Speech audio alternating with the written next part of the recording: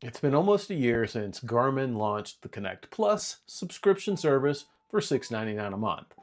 When it first dropped, it didn't feel like there was a whole lot of value for the consumer, especially when we were already paying more than $1,000 for a device.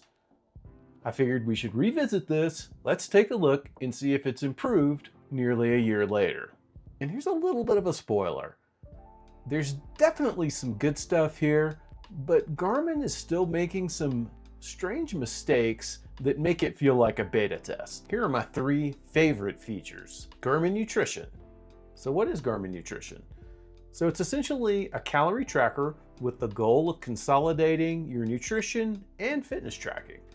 If you're already using MyFitnessPal, paying the premium $20 a month service, then this might be a no-brainer for you. Garmin sets your calorie goal baseline based on using your last 4 weeks of physiological data, and you can tweak this based on activity level and meal goals. It has personalized caloric and macro data as expected. Scanning barcodes worked really well. Even the photo analyzer did a pretty decent job also. Overall, it's been a really solid experience. So what are the downsides, if any? The first is that the database isn't nearly as comprehensive as the MyFitnessPal database, just finding foods.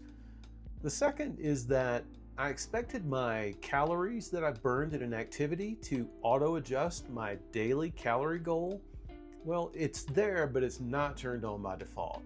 So if you go into the settings, you can toggle that on, and then it will dynamically adjust your daily calorie goal based on your activities. So that's cool. So I add the nutrition glance to my watch so I can keep up with my intake and outtake throughout the day, only to find out that it doesn't sync my dynamic calorie goal from Garmin Connect to the glance on my watch.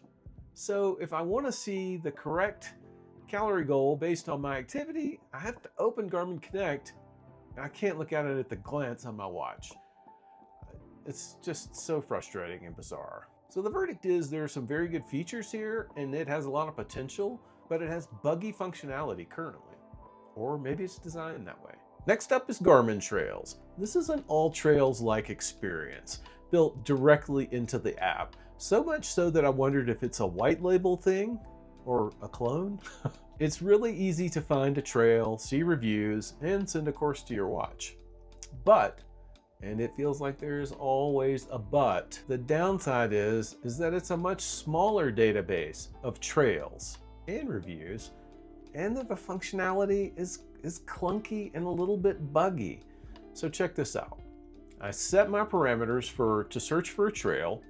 It finds 7 trails nearby, but when I scroll the map closer to the mountains to see many more trails, it won't update until I manually change the map layer. So what's the verdict on trails? There's definitely some potential here, probably down the line as it becomes more built out and more reviews are added. But as of today, there are fewer trails than AllTrails, fewer reviews. AllTrails is only $3, and you can send those to your watch just as easily. Number 3 is the Performance Dashboard. Sounds interesting, right?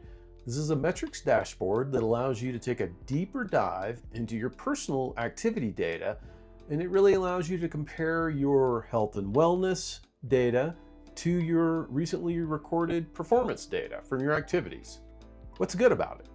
It's a fun way to see your endurance, how your endurance score has changed over the year, to completely obsess over your VO2 max, or to see if your training performance really was peaking at the time of that race. If you like geeking out over data, then you're going to enjoy this. So what are the caveats here?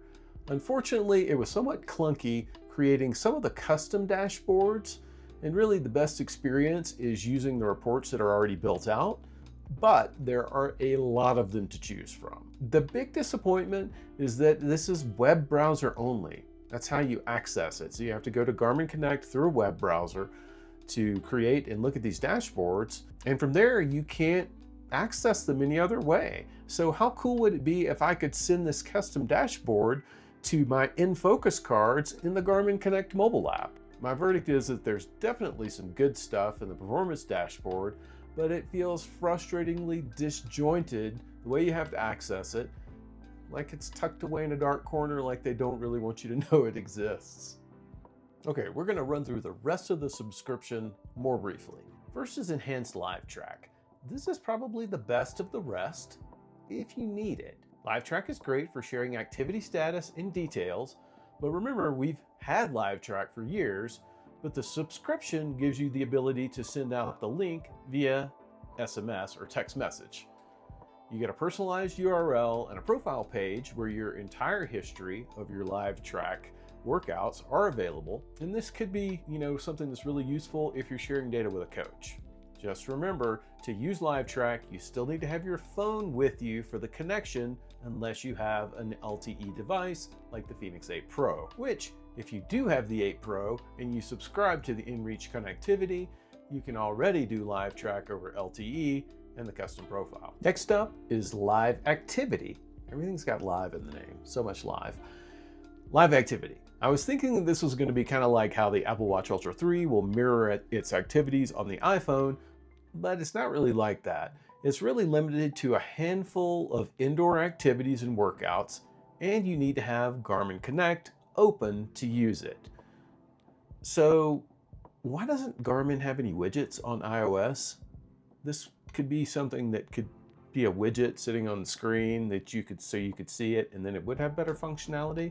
Are there currently Garmin widgets on Android? I don't have an Android phone to check it out. Can somebody let me know if there are? Next is coaching guidance. It's just basically extra tips and content on top of your coaching plan. Active Intelligence. This is still in beta, and frankly, I find it to be pretty useless. It gives surface level summaries without a lot of depth.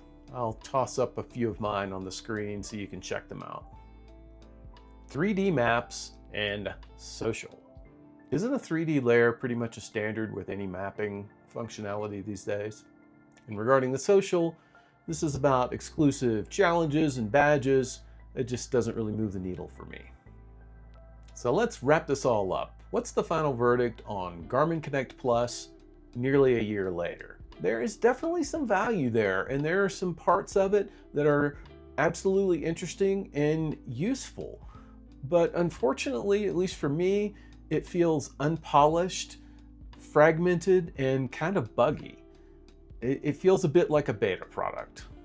We're already paying a premium for Garmin hardware above and beyond all the other competitors. Garmin Connect Plus should be included for at least 2 years with every flagship watch, at least until they have a more cohesive and polished product, and then maybe they could drop it down to a year. So that's about it. Please tell me what you think. Let me know in the comments. Have you tried Garmin Connect Plus? Are you enjoying it? I'd love to hear your opinion. Thanks so much for watching. I appreciate it.